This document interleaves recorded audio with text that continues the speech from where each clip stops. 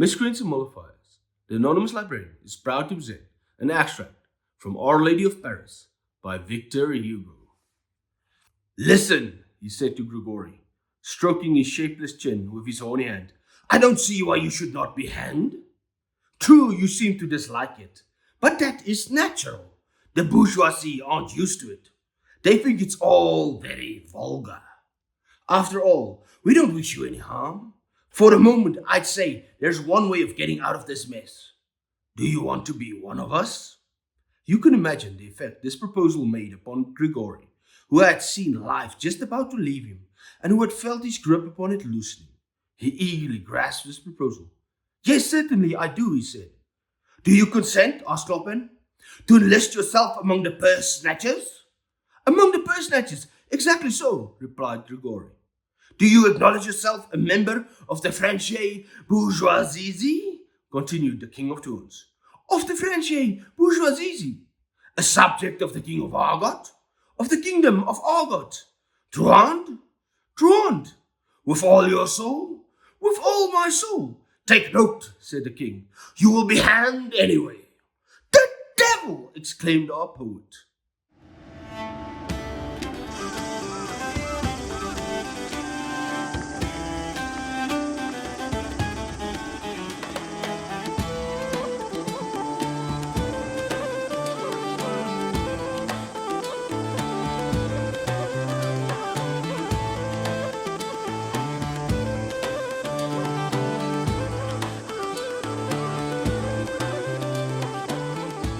Ladies and gentlemen, miscreants, mollifiers, varlets, I am the anonymous library. You can call me out. And welcome to the show, to another reading update. Don't you love it when I do reading updates? No, you don't, because you don't watch it. Fine, it's fine. Accept it. Let's get into what I have been reading this week. And as always, we first go to the comics and manga.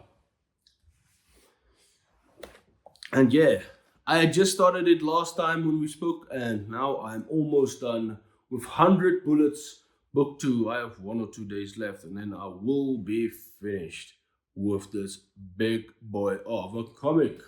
I mentioned last week that it was already feeling better. The opening of this was already better than anything I read in book 2. And it has been consistently so, although not maybe anything has been as great as that very first story in here.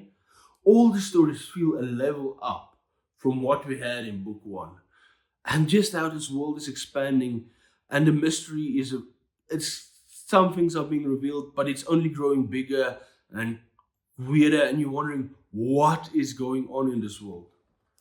And of course the madness. And where 100 Bullets really shines for me is in the characters that you see. And there's like new characters in every story that take the forefront, and like usually characters we already met and know a lot take more of a background role.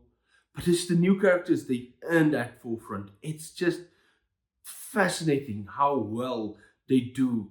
Like Azzarello creates these characters and shapes these characters, and Eduardo Rizzo just the way he draws them and brings them to life. I love this. This is crime, dark grittiness, noir at its best. And I'm in the last story of this one now, where it really goes deep into that, like full noir, 80s, 50s, like the detective doing the narration, potboilers type of stuff, trying to figure out what is going on. I'm really enjoying it. This one takes way more swings. It like takes way more different swings. There are stories that like do crazy stuff with art, and so far it's just hitting. 100 Bullets. I don't know why it took me so long to get to the second book, and I'm so glad I did now. It's just amazing, and I think probably some of the greatest art. Just the feeling of it. Look at that. It's just the feeling of it is so perfect and brilliant, and just works fantastic. Lee, fantastically. I will definitely be finishing this in the next couple of days. And then I will be picking up One Piece of Volume 7. Now let's move on to the non-fiction. And yeah, I finished Captive Courageous. South African Prisoners of War, World War II by Maxwell Lee. Nothing really more to add, just a really good story about all the different crazy experiences POWs experienced in World War II, even those that escaped and what it was there a lot like. And just some of the things are horrible, some of them are really makes you believe in the human spirit again. An amazing, crazy book. Like, just for information about stuff like this, wonderful at it. Then next, I picked up Stanley Kubrick Directs. I'm not that far into it. I'm still technically in the introduction prologue or what. Not even that. Whatever you want to call it. But I'm in page 45. I'm really enjoying reading this because this guy had so much access to Kubrick, and you get like direct quotes and interviews with Kubrick all the time and what he felt about why when he was making these movies and stuff like that. Which is fascinating because Kubrick was very a recluse in many ways. He did not do a lot of this stuff. So the fact that Alexander Walker got this much access to him and the fascination of it and him talking about the movies and kind of what his thought process was when he started developing the movie and then how it shaped into what it is without really saying too much about how he feels about the stuff and stuff like that. It is brilliant and it's very accessible and easy to read. There's a part of me that just wants to take this and devour it. But there's something else I'm devouring more at the moment. So yeah, absolute detail he goes into for each movie and stuff and research. It's wonderful. A lot of stuff I knew, but there's also a lot more and extra detail and painting in a lot of the parts that I didn't know.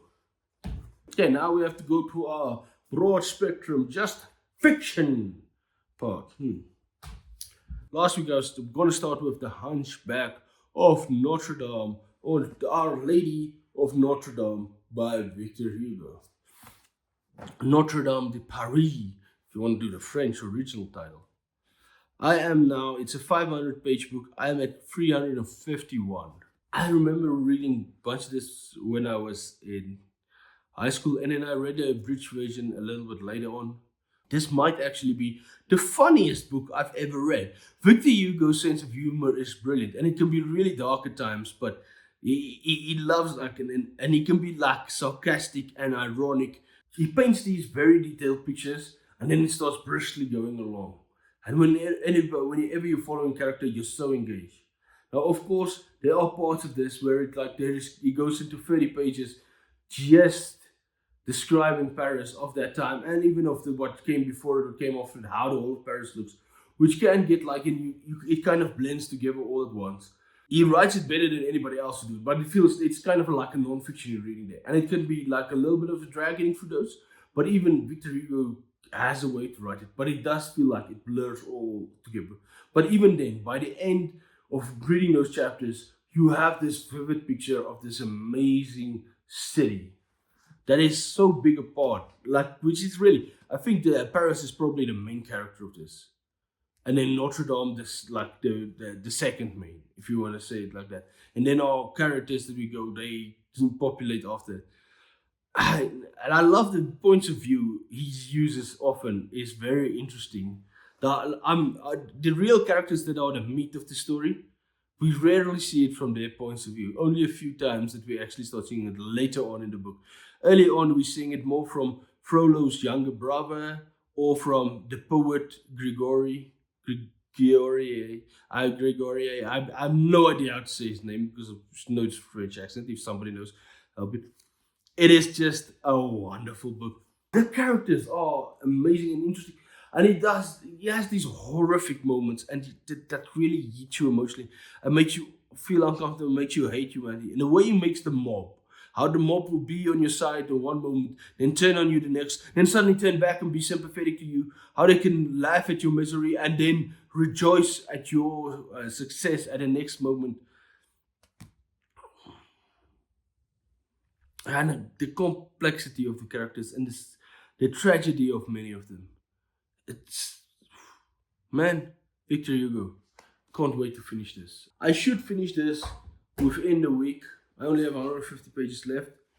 And then I will be picking up Glenn Cook's The Black Company, which I have been looking forward to for a while. Because I've heard so much about that specific fantasy and how influential it was on the fantasy genre. And especially on writers that are kind of my favorite writers. But that's it. That's it. What have you been reading? How have you been feeling? Are you sick? Do you hear my voice that I am suffering a little bit? Here on a cloudy South African day, if you see it looks a little bit darker.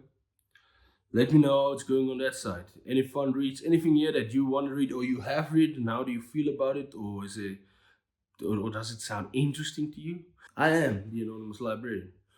You can call me out. You don't have to call me. No, you can leave a comment if you want. You can. It's not illegal. It's not illegal. You're allowed. I won't be angry if you leave a comment. You know what you should do as well? You should like. You should subscribe. Share it with the whole world. Put on a notification bell. And tell everybody you share it with to subscribe. And also put on the cards. Everybody should come along for this journey. We should have 1 billion views for every video. I think so. I think that would make sense. Because this is a once in a lifetime journey. And everybody should come along, right? Right? Doesn't that sound great? Doesn't that sound amazing? Am I sounding like a TV preacher? I'm not. This is not a cult I'm trying to start. Just want you to no. Just I'm trying to educate you. I'm trying to give you something special. Something to make your heart warmer, make you more knowledgeable of the world. Amazing. So I'm not a cult leader. No. I'm not trying to be a cult leader. No. Bye.